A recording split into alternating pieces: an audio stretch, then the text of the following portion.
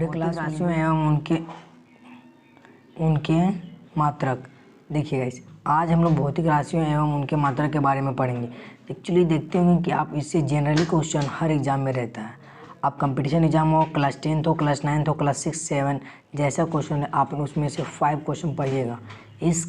इनके यूनिट्स में जितना भी मेजरमेंट रहते हैं उनके यूनिट, फिजिकल यूनिट हो या नॉट फिजिकल यूनिट हो, एक्चुअली आप हर चीज़ में देखते होंगे। तो चलिए एक कर देखते हैं। और एक आपको कुछ का आपको न्यूमेरिकल भी क्वेश्चन दिया जाएगा सॉल्व करने के लिए, किस प्रकार से एग्जाम में पूछा जाता है 1 मार्क्स का।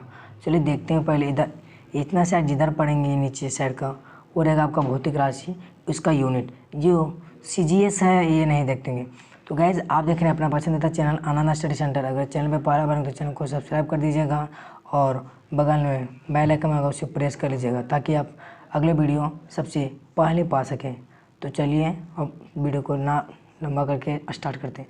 द्रव्यमान, मास, जिसे इंग्लिश में मास बोलते हैं। एक्चुअली जिसमें पढ़ते हैं ना इसका होता है किलोग्राम। क्या होता है इसका? किलोग्राम। द्रव्यमान को आप किलोग्राम में और CGS में आप इसे ग्राम में नापते हैं। किसमें गाइस? ग्राम में। एक्चुअली ये आप नापता रखिएगा क्योंकि एग्जाम में एक्चुअली यही दोनों पूछते हैं, ठीक है। तो हम ये नहीं आपको बताएंगे, बस यही बताएंगे। चलिए देखते हैं नेक्स्ट। लंबाई का तो आपको पता ही होगा, मीटर, जिसे M से डिनोट किया जाता है।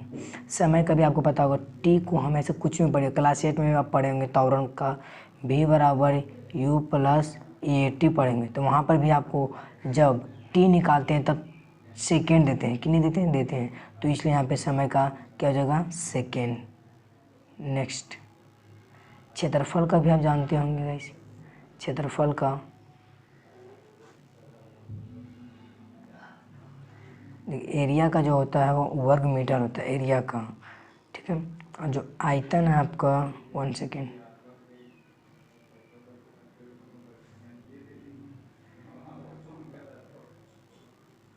चलिए यहाँ पे जैसे आयतन कब देखते हैं? घन मीटर, जैसे क्यूब भी देते हैं। क्या देते हैं? क्यूब। एक क्यूब पर इसका आयतन, तो इसलिए घन का जब भी आप आयतन किसी का निकालते हैं वॉल्यूम, तो उसको पावर में, जैसे कि 4 सेंटीमीटर क्यूब, 4 यूनिट क्यूब, कुछ भी यूनिट होगा जिसका भी सेंटीमीटर होता है सेंटीमीटर क्यूब, मीटर दिया रहता है तो आपको मीटर क्यूब रहता है। जैसे कि समझिए बोल देता है 1 घन है, ठीक है। क्या ये घन है? ठीक है। घन बोलेगा घन की भुजा ये है, तो इसका आयतन क्या हो जाएगा? ए क्यूब। बोलेगा कि घन का भुजा 2 है, तो इसका क्यूब क्या हो जाएगा?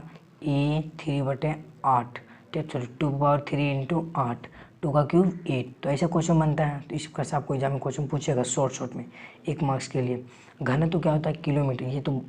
ये जो रहता है ये क्वेश्चन, इसे न्यूमेरिकल नहीं आता है बट आप रट लीजिएगा। घनत्व का किलोग्राम घन मीटर होता है, प्रति घन मीटर। नेक्स्ट, वेग का भी आप लोग जानते होंगे। देखिए वेग बराबर एक सूत्र होता है, वो सूत्र होता है, देखिए वेग दूरी बटे समय, ठीक है। दूरी बटे समय, ये आप सब क्लास 8, 9, 10 कहीं भी पढ़े होंगे, लेकिन इनसे जनरली क्वेश्चन पूछे जाते हैं हर कंपटीशन एग्जाम में, ठीक है। नेक्स्ट, त्वरण का भी जानते होंगे। त्वरण का मीटर प्रति सेकेंड, मीटर प्रति सेकेंड, ठीक है। अगर ये नहीं देखिएगा ये, तो यहाँ पे आप माइनस लॉन लगा दीजिएगा, ठीक है। देखिए यहाँ जो बल, ये बल, ठीक है।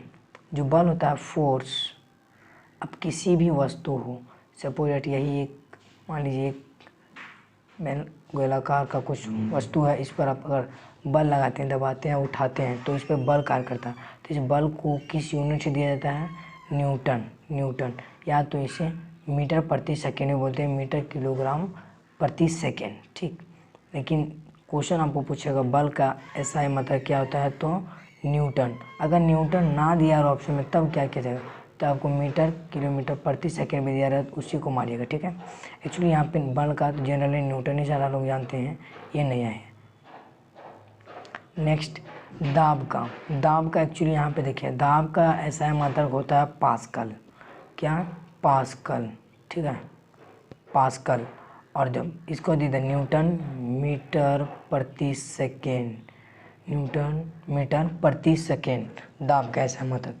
संवेग का नहीं पूछेगा, पढ़ लीजिएगा, आपको दे दिया हूँ। आघूर्ण का भी नहीं पूछेगा आपको, हाँ ये ऊष्मा का पूछेगा। देखिए जो ऊष्मा होता है, हीट है, जो इसका यूनिट क्या होता है, एसआई की यूनिट जूल, क्या होता है, जूल या तो फिर कैलोरीन, ठीक है, जूल या तो फिर कैलोरीन, समझ गया। ताप का तो भी आपको पता ही होगा, केल्विन। परम ताप का ये रट लीजिएगा, ताप का है ना, ताप का केल्विन, तो इसमें ताप रहेगा, परम ताप तो फिर भी इसमें केल्विन हो जाएगा, क्या हो जाएगा, केल्विन, ठीक। नेक्स्ट, अगर चैनल पे पहला बार होंगे तो चैनल को सब्सक्राइब कर दीजिएगा। अणुद्रव्यमान का मोल पढ़े होंगे ना, अणुपरमाणु तो मोल, अणुद्रव्यमान का मोल। लेंस का क्षमता मतलब पी डायप्टर होता है, डायप्टर नहीं रहेगा तो मीटर प्रति सेकंड -1 दीजिएगा, ठीक है, ये होता है इसका सही आंसर। नेक्स्ट, तरंग लंबाई देखिए वहाँ पे हम आपको क्या बताए थे, लंबाई में मीटर ना, तो यहाँ पर दिए तरंग लंबाई दे दिया, पर क्या दे दिया, पर तरंग लंबाई। तो देखिए तरंग लंबाई मतलब मीटर, इसमें देखिए ताप का भी आपने क्या जाना, केल्विन, परम ताप का भी केल्विन, तो इससे दो याद रखिए, एक को याद रखिए, दो याद रहेगा, ठीक है। आवृत्ति का तो जानते होंगे, हर्ट्ज, आवृत्ति को हर्ट्ज। देखिए गाइस, आवृत्ति को जब आप हर्ट्ज जानते हैं, आवृत्ति को जो रहता है ध्वनि यानी साउंड, से इंग्लिश में आप जानते होंगे, ये साउंड एक ध्वनि होता है और एक प्रतिध्वनि होता है, एक पराध्वनि का या प्रतिध्वनि, समझ में, प्रतिध्वनि समझ में आता है आपको क्या, नहीं समझिए प्रतिध्वनि क्या होता है। वन सेकेंड, टॉपिक से बाहर हैं तो इसको हटा देते हैं, ठीक है। यहाँ पे समझते हैं पहले प्रतिध्वनि को, क्या इंग्लिश में प्रतिध्वनि को इको कहते हैं, इको।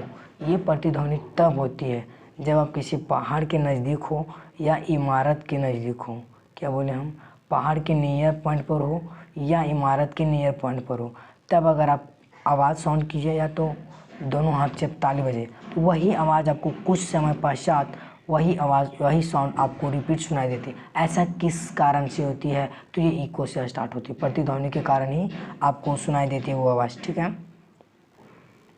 अब आते हैं अपना टॉपिक पर, आवेश का ऐसा मतलब कूलम होता है, ये क्वेश्चन क्लास 10 में पूछना ही पूछना है, ठीक है, समझ रहे ना। और विद्युत विभव का भी वोल्ट, केवल विद्युत ना रहेगा, केवल विभव रहो तब भी वोल्ट, जब विभवांतर रहेगा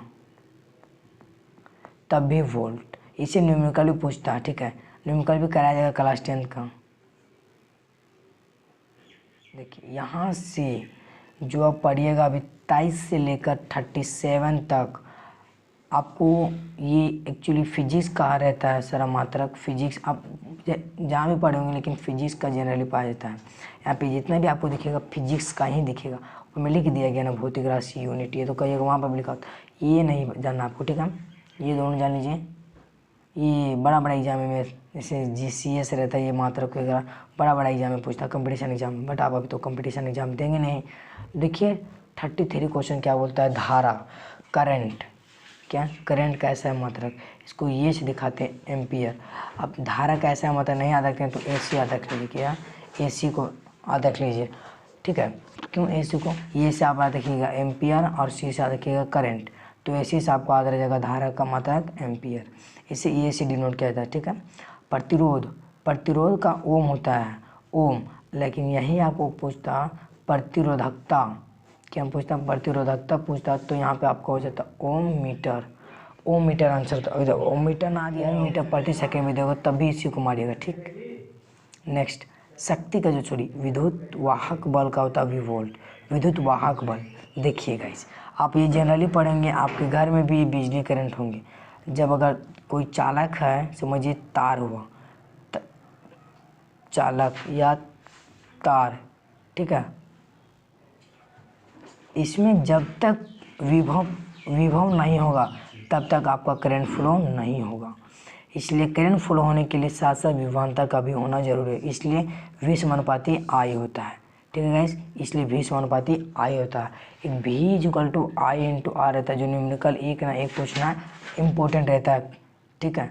तो ये आपको एक्चुअली मैं बता देता हूँ, इसका लो भी ओम लो होता है। ये ओम लो में जनरली आपको क्वेश्चन पूछता है। यहाँ से आपको जो दिखा सारा ओम लो से क्वेश्चन है, मतलब क्लास 10 से है, ये यूनिट वगैरह जितना बता रहा आपको। शक्ति का जो है, शक्ति का यूनिट जूल प्रति सेकेंड होता है, या था शक्ति को आप पी से वाट भी बोल सकते हैं। क्या? वाट। ठीक है, सवाल क्या है जी। कार्य का तो जानते ही होंगे, कार्य का ही जूल होता है और न्यूटन प्रति। अब जो जानते हैं वह याद रखिएगा, कार्य का जूल, ऊर्जा का भी जूल। ध्वनि तीव्रता को डेसिबल में नापा जाता है। ठीक है, अब तरंग दैर्घ्य को मीटर या एंगस्ट्रॉम में नापा जाता है। नेक्स्ट, तरंग दैर्घ्य समुद्र की गहराई। हाँ, ये क्वेश्चन पूछता है।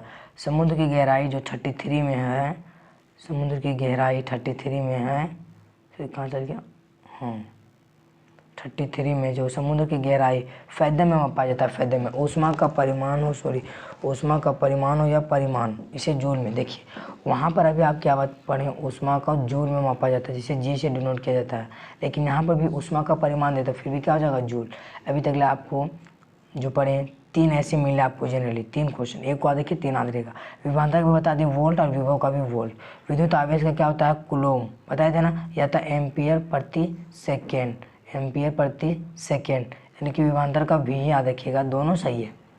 चुंबकन का तो एम्पियर प्रति मीटर, एम्पियर। अब यहाँ पे आपको कुछ वर्क दिया जा रहा है, पढ़े हैं लेकिन देखा नहीं। लंबाई का बताइएगा, ठीक है, वॉल्यूम का बताइएगा, ठीक है, और फिर एक आप बता दीजिएगा ऊष्मा का, हीट का बता दीजिएगा। हीट, ऊष्मा को ही अंग्रेजी में हीट बोलते हैं। तो ये था आपका कुछ इम्पोर्टेंट जो क्वेश्चन आपको प्रत्येक एग्जाम में मिलता है, जिसमें फिजिक्स हो आपका, उस जो आप लिए होंगे या तो जो पढ़ते होंगे उसमें फिजिक्स हो। तो अगर आपको इस क्वेश्चन से 2 या 3 नंबर का मदद हो गया है तो आप मुझे भी हेल्प कीजिए, आपका तो हेल्प हो ही गया। अगर आप हेल्प करते हैं तो मैं और हेल्प करूँगा। तो हेल्प क्या कीजिएगा आप मुझे, फ़ोन पे पैसा मार दीजिएगा नहीं। अगर चैनल पर नहीं होंगे तो चैनल को सब्सक्राइब कर दीजिएगा और वीडियो को लाइक कर दीजिएगा, और अपने प्यारे दोस्तों के पास शेयर करना नहीं भूलिएगा। किसी भी वीडियो का अकेले फ़ायदा मत उठाइए। Thanks for watching video.